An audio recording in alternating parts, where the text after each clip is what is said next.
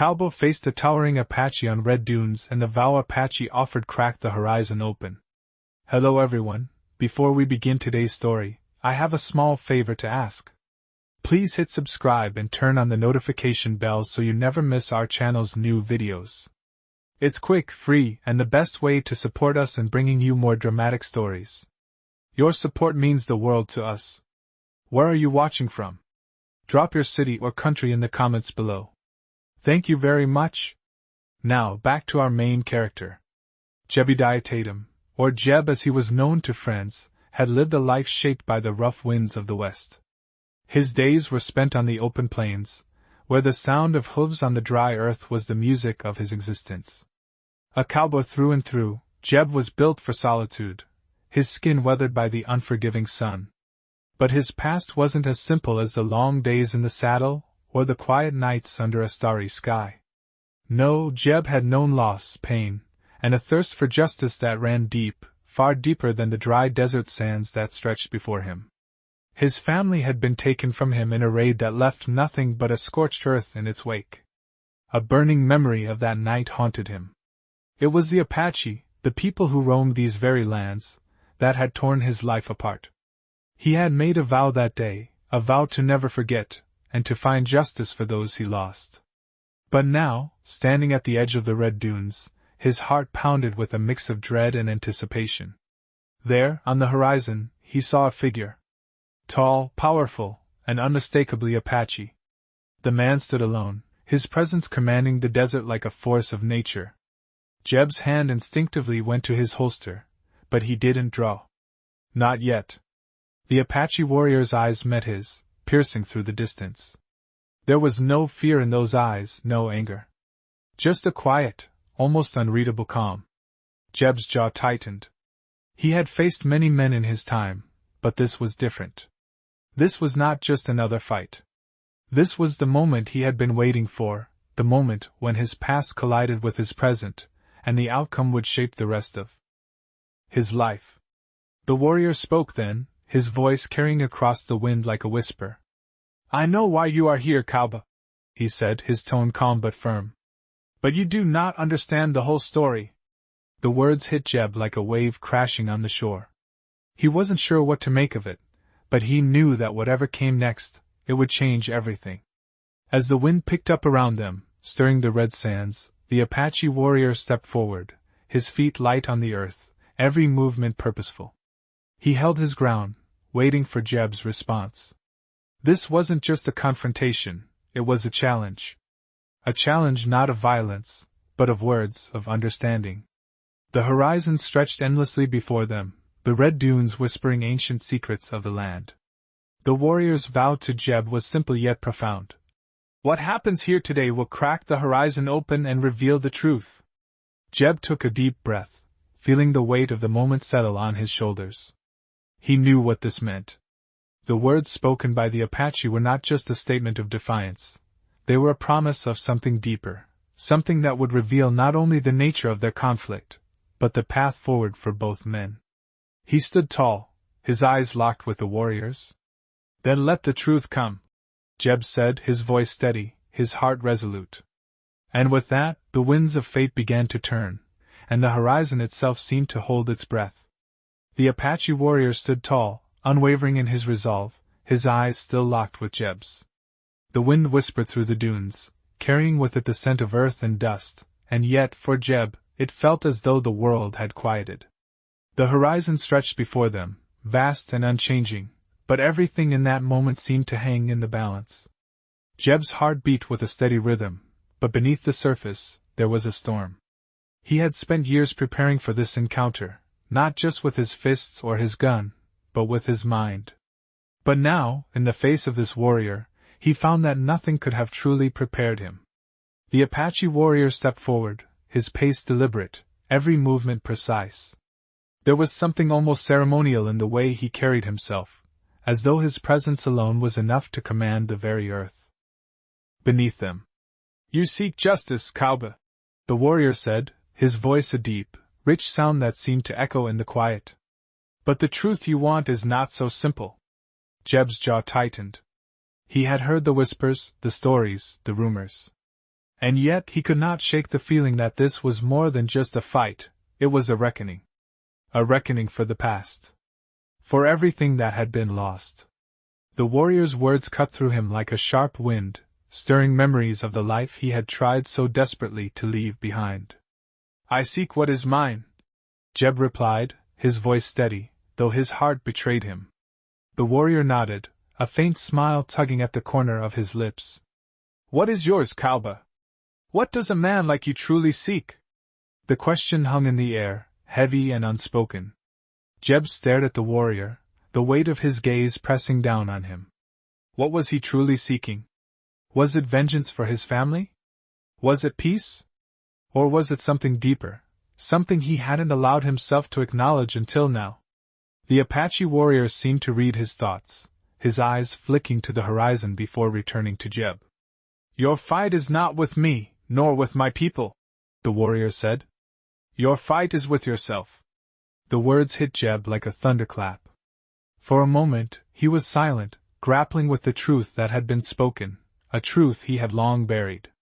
The wind howled, and the dunes seemed to shift as if they too were listening. You are not my enemy, the warrior continued, his voice softer now. But you must decide who the true enemy is. Jeb felt the weight of the decision pressing on him. It was not just a matter of fighting for his past, for his family's memory. It was a matter of finding a way forward. For the first time, he wondered if the path to justice was not one of violence, but of understanding. The warrior's gaze never wavered, his presence a steady force that anchored Jeb in the storm of his own thoughts. And then, as if by some unspoken signal, the warrior stepped back, his posture relaxed. I will not fight you today, Cowboy, the warrior said, his voice now filled with something akin to respect. The battle you seek is not here. Jeb stood motionless, his mind racing. He had come here seeking retribution, seeking to claim back what was lost. But now, he faced something greater than his quest for vengeance. He faced the truth. The warrior's vow had cracked the horizon open, and in that crack, Jeb saw a choice. He could continue down the path of anger, or he could choose a new way, a way that might lead to something greater than justice, something called peace.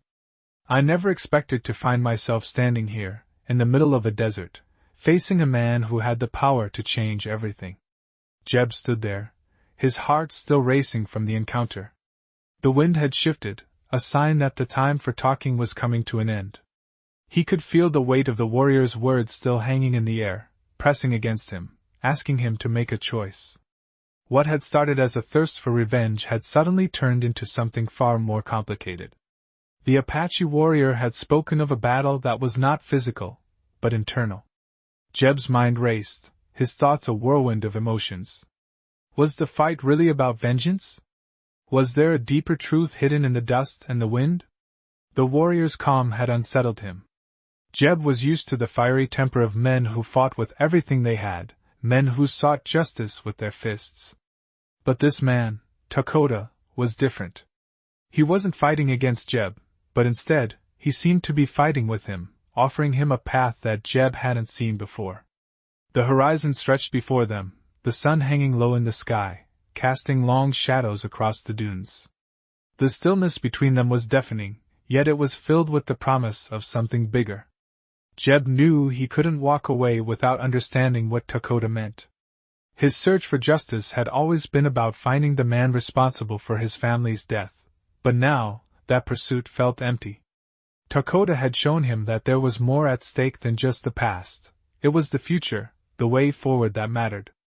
I don't know what to make of you, Dakota, Jeb finally said, his voice steady but uncertain. You speak of things I don't understand, and yet I can't deny what I'm feeling. Dakota's eyes softened, a flicker of understanding passing between them. You have spent your life looking for answers in the wrong places, Cowboy, he said, his voice quiet, almost gentle. The answers you seek lie not in bloodshed, but in the choice you make now. To forgive, or to remain shackled by your anger. The words hit Jeb harder than anything he had ever heard. Forgiveness. It was a word that had never been in his vocabulary, not after everything he had lost. How could he forgive when the memory of that night burned so brightly in his mind? How could he let go of the desire for retribution that had fueled him for so long? Dakota stepped forward, his presence overwhelming. "You are not alone in this, Jeb," he said, his voice carrying a weight that seemed to echo across the dunes. "We all carry our burdens. But it is how we carry them that defines us. Will you continue to carry the weight of your past, or will you choose to walk a new path?" The question lingered in the air, the wind whispering around them as Jeb stood in silence, trying to process everything that had been said. His mind felt like a battlefield, torn between the desire for justice and the call to something greater. The sun dipped lower in the sky, casting an orange glow across the sand. Jeb looked at Dakota, seeing not an enemy, but a man who understood his pain, who had his own burdens to carry. The choice was his now. The path forward was unclear, but one thing was certain: whatever he decided, it would change everything. He could feel the pull of Dakota's words, the promise of a different kind of justice, one that didn't involve violence or revenge. It was a justice rooted in understanding, in forgiveness, in letting go of the past so that the future could be free. Jeb took a deep breath, his chest rising and falling with the weight of his decision. The wind howled across the dunes, but for the first time in years, Jeb felt a sense of calm wash over him. He wasn't sure where this new path would lead, but he was ready to take the first step. I stood there for what felt like an eternity, the desert wind swirling around me, carrying the scent of the earth beneath my feet and the promise of something new in the air. Dakota's words echoed in my mind, the weight of his message settling deep into my chest. Forgiveness. It was a word I had avoided for so long, a word that seemed impossible to understand, let alone embrace. But now, in the quiet of the desert, I felt something shift inside me. It was as if the land itself was urging me to let go of the anger that had defined my life for so long. I looked at Dakota, this man who had been my enemy, and saw not a warrior, but a fellow traveler on a path that was as uncertain for him as it was for me. His presence had changed everything, and for the first time in years, I didn't feel the need to fight. The sun was sinking lower in the sky, painting the red dunes with hues of gold and orange. The world around us seemed to slow, as if holding its breath, waiting for the moment to pass. I had spent my life on the run, from my past, from my pain, from the things I couldn't change. But now, with Dakota standing before me, offering me a choice, I knew the time had come to face what I had been running from. "I don't know if I can forgive," I said, my voice quieter than I intended.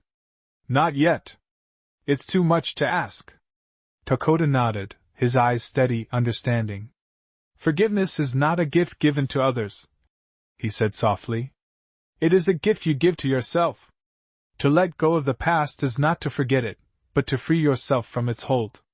The wind picked up again, swirling the dust around us in a dance that seemed to match the turmoil inside me. It was as if the desert itself was alive, breathing with us, guiding us. I took a deep breath, trying to steady the storm inside me. I wasn't sure if I was ready to forgive. But I knew I couldn't keep carrying the weight of my anger. It had consumed me for so long, and I had nothing left to give it. "What happens now?" I asked, my voice uncertain, as if asking the question was the first step into a world I didn't understand. Dakota stepped forward, his face calm but resolute. "Now we walk forward. Together." His words were simple, but they carried the weight of years of wisdom, of battles fought, and won in the quiet of the heart. I wasn't sure where this new path would lead. I had spent so much time in the desert, alone with my thoughts, with my pain, that I had forgotten what it was like to share that journey with someone else. But as Dakota stood there, his presence solid and unyielding, I realized that maybe this was the moment I had been waiting for. Maybe the fight wasn't about retribution or justice. Maybe the fight was about finding peace, not just with the world, but with myself. The wind died down, and for the first time since I could remember, I felt at ease. Dakota gave a small nod, as if acknowledging the unspoken shift that had occurred between us. "Let's go," he said, his voice carrying a note of finality, but also of hope. And with that, We turned and began walking together, not knowing what the future would hold, but knowing that, for the first time in a long time, we weren't walking alone. I had never walked so slowly in my life, yet each step felt heavier than the last. The desert stretched endlessly before us, the orange and red hues of the setting sun casting long shadows across the dunes. Dakota walked beside me, his presence steady and silent, as though he was no longer just a warrior, but a guide. The wind, once sharp and biting, now felt warmer, carrying with it a sense of calm that I hadn't known for years.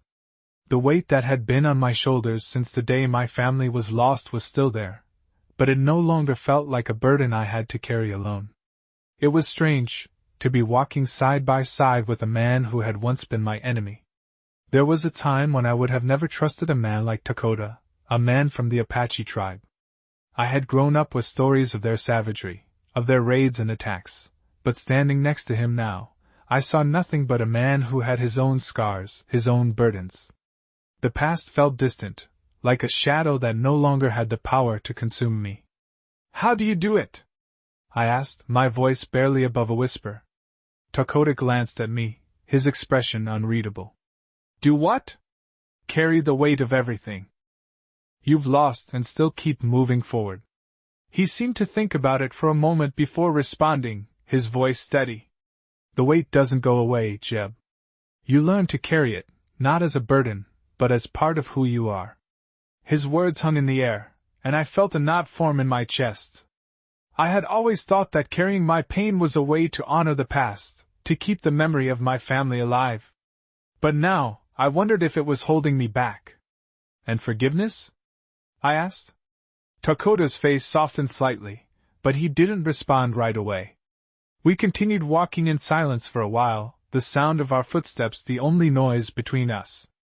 It felt strange, like I was waiting for something to break the stillness, but nothing did. Finally, Dakota spoke again. "Forgiveness is not for them, Jeb. It's for you. It's letting go of the chains that keep you tied to the past." I stopped walking, the words hitting me harder than I expected. It was as though the ground beneath me had shifted, and for the first time, I realized how tightly I had been holding on to my anger. I had always thought that holding on to my pain was a way of honoring my family, but maybe it was keeping me from moving forward. Dakota stopped beside me, his gaze steady. "You are free to choose, Jeb. You can hold on to the past, or you can walk into the future." I felt the weight of his words, like they were opening a door I hadn't even known was there. The choice had always been mine, but I had never allowed myself to see it. I looked out across the desert, the vast emptiness before me stretching into infinity.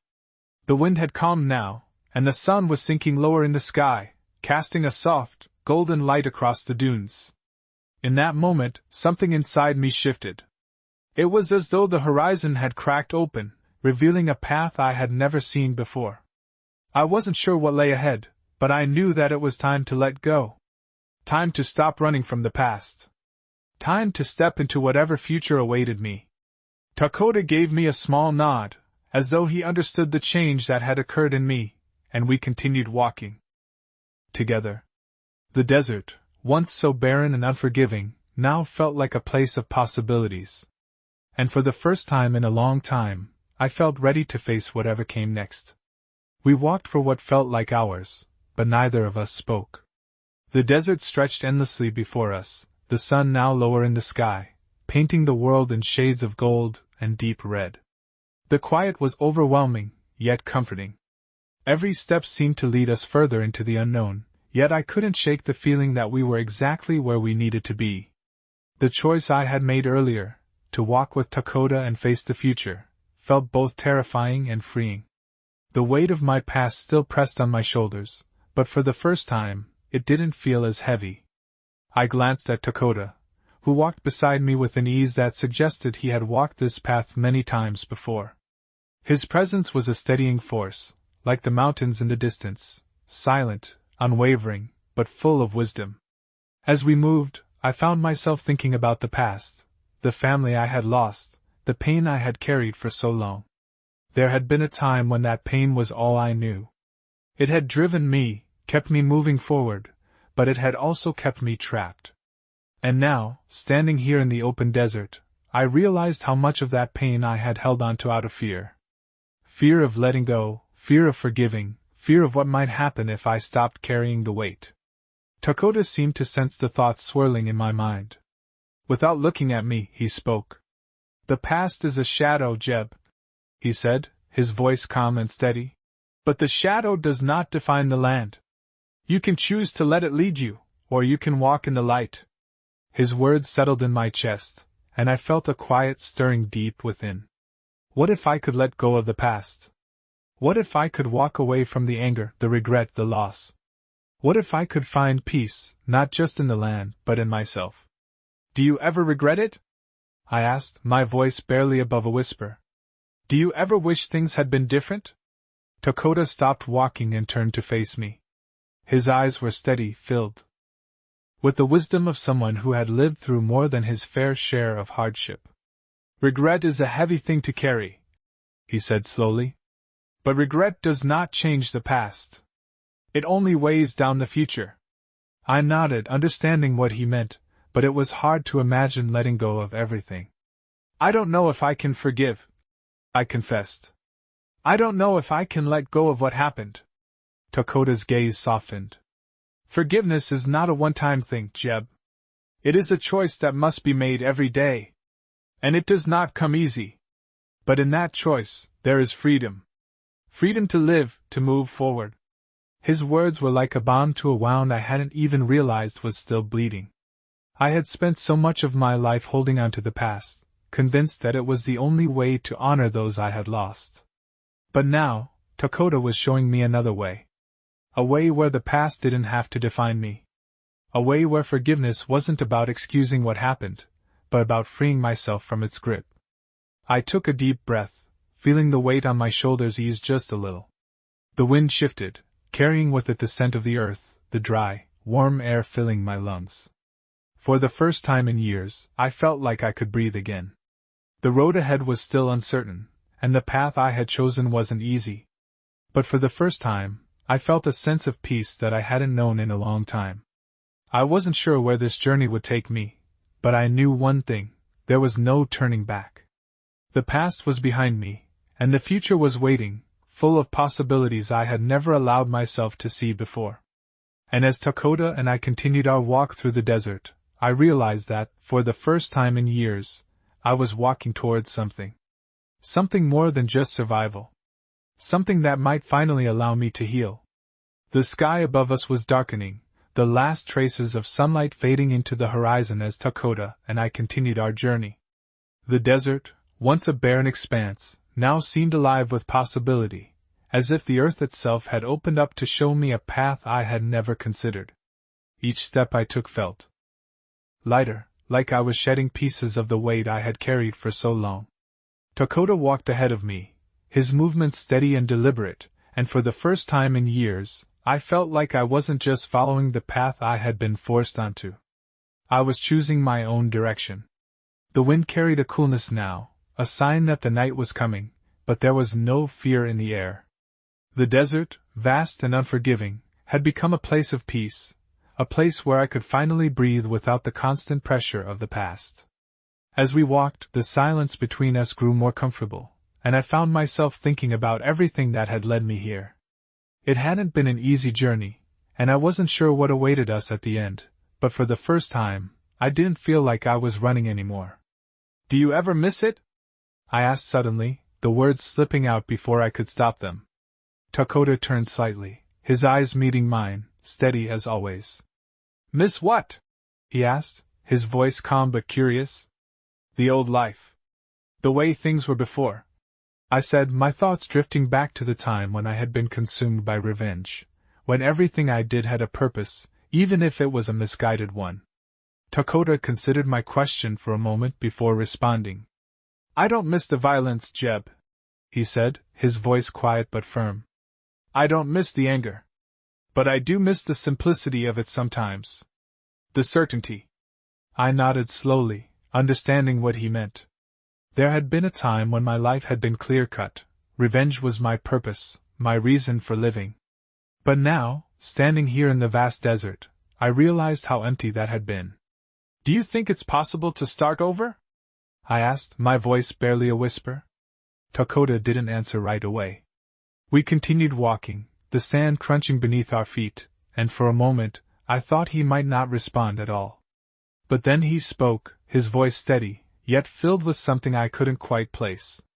Starting over doesn't mean forgetting the past, he said. It means choosing to walk a different path, one that leads to something more than what you've known. I stopped walking for a moment, the weight of his words settling in my chest. It was a simple truth, yet it felt like a revelation. The past didn't have to define me. It was a part of who I was, but it didn't have to control my future. Dakota kept walking, and I followed, the sound of our footsteps blending into the quiet of the desert. The night had fully descended now, the stars beginning to twinkle above us like distant fireflies.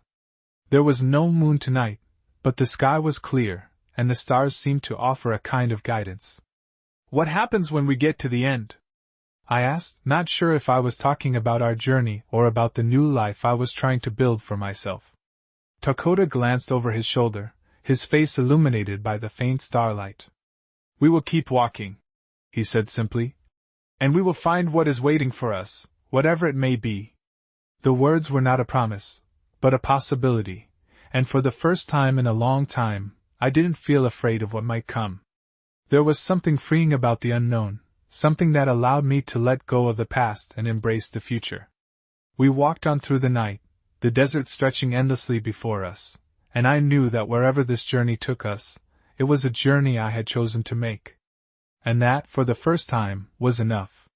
We had been walking for days, the desert now familiar under our boots, the sun beginning to rise on the 5th morning since we left the place where I had first made my choice.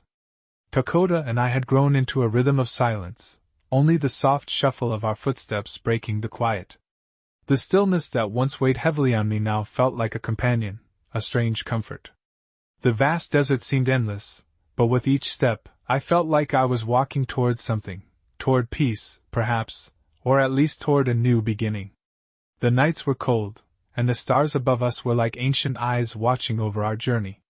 The moon had waxed and waned since we first began, and now, on this morning, I could feel the weight of the days slipping away, as if we were getting closer to something far beyond the horizon.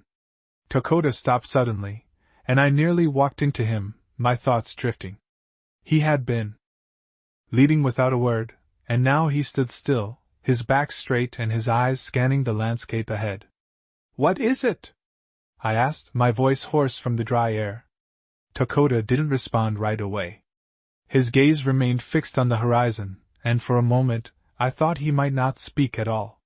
But then, as if he had been waiting for me to ask, he turned slightly, his face unreadable.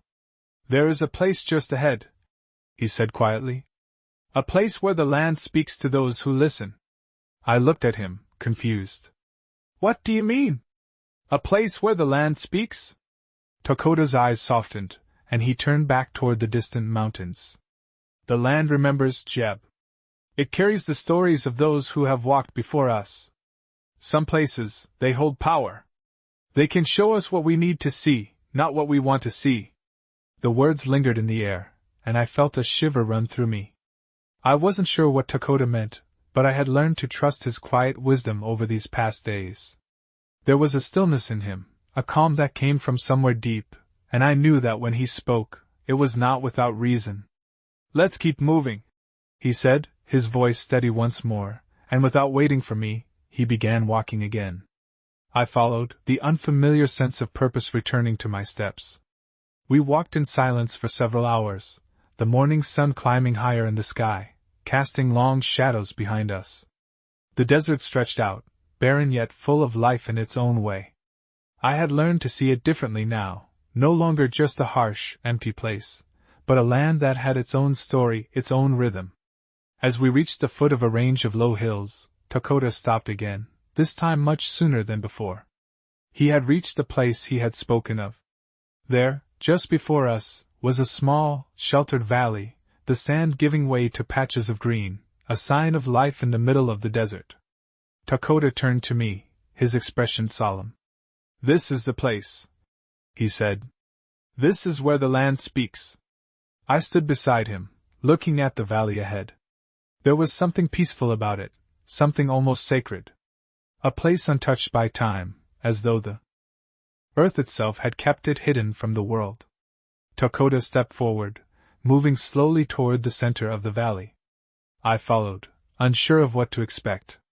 The moment my foot touched the soft earth, I felt a shift in the air, a quiet hum beneath the surface. It was like a heartbeat, steady and rhythmic, coming from the land itself. Dakota stopped and looked at me, his eyes meeting mine. "Listen," he said, his voice a whisper. I stood still, focusing on the stillness, and then, in the silence of the desert, I felt it too. The land, the air, the earth beneath my feet, it was as though everything had come alive, telling its story, a story that had been waiting for me to hear. It was a hum of life, of history, of everything that had come before me.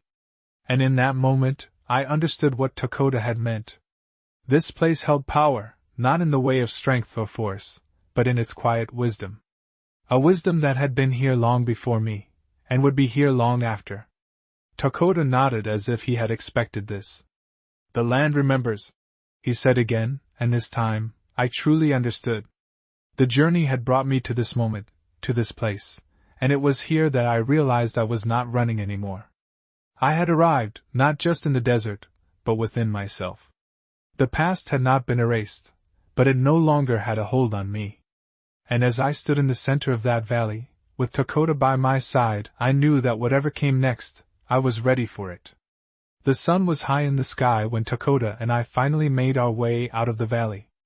The journey had brought us to a place where time seemed to stand still, and in its stillness, it had revealed something within me that I had not known was there. As we walked back toward the desert, the air felt lighter, the weight of my past less oppressive, as though the land itself had helped me to release what I had been holding on to for so long. I glanced at Dakota, who walked beside me, his face calm, his steps steady. There was no need for words now, the silence between us was comfortable, filled with an understanding that only the journey could have forged. It was as if we had both discovered something about ourselves and each other that didn't need to be spoken aloud. "What do we do now?" I asked after a while, the question slipping from my lips without thinking. Dakota looked at me, his eyes steady. "Now we keep walking." His answer was simple, but it carried a weight that made me pause. He didn't say where we were headed, and I realized that perhaps it didn't matter. The path ahead wasn't as important as the act of walking it. I had spent so many years focused on finding an end, on seeking revenge, on trying to make sense of the chaos in my life. But now, I understood that the journey itself was what mattered. It was in the walking, in the moving forward, that I was finding my peace. "I think I understand now," I said, more to myself than to him. "It's not about what happened, or where we're going. It's about how we choose to walk forward." Dakota nodded, a small, almost imperceptible smile playing at the corner of his lips. "Exactly. The past is a shadow, but it doesn't have to define your path." I felt a sense of peace that I hadn't known before, as though the desert had opened up not just to me, but within me. We continued walking, the sound of our boots on the sand the only noise between us. The sky was a deep blue now, the heat of the day starting to wane, and I felt a cool breeze begin to stir the air.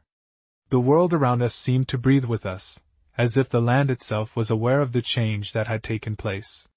In the distance, I could see the faint outline of a ridge, and beyond that I knew, was the world I had left behind. It was a world filled with memories, regrets, and pain, but it was also a world that had shaped me, that had brought me to this moment.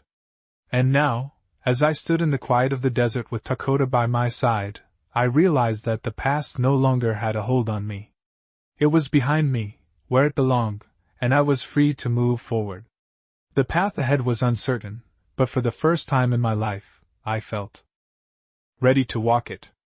As we made our way across the desert, the horizon stretching endlessly before us, I felt a sense of hope that had eluded me for so long. The land, the journey, Dakota, everything was coming together in a way that I couldn't have predicted. I was no longer just a man running from his past.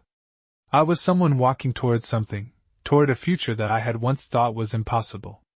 And in that moment I knew that the journey was far from over. The desert was vast, but it no longer felt like a place of isolation. It felt like a place of possibility. The world was wide, and I was ready to embrace it.